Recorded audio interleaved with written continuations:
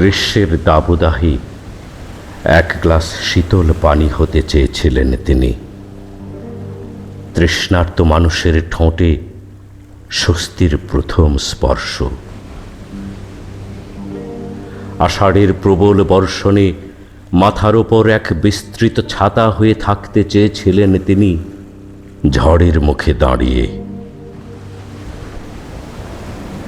শরতের নদী তীরের ঘাসে সাদা কাশফুলের মিছিল আকাশে অহিংস মেঘ হয়ে নিঃশব্দে ভাসতে চেয়েছিলেন তিনি রক্তহীন সৌন্দর্যের প্রতিজ্ঞা নিয়ে।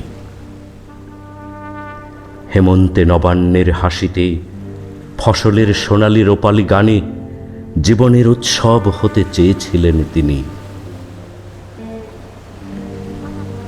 প্রচণ্ড শীতের রাতে খড়ের নাড়ায় জ্বলা এক টুকরো আগুন হয়ে উষ্ণতা দিতে চেয়েছিলেন তিনি অন্ধকার গ্রামে।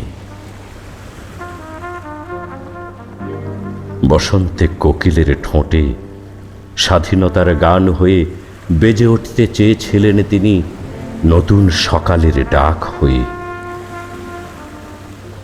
শেষতক দাসত্বের মানচিত্রে মুক্তি সংগ্রামের জায়নামাজে হয়ে দাঁড়িয়ে রইলেন শহীদ ওসমান হাদি।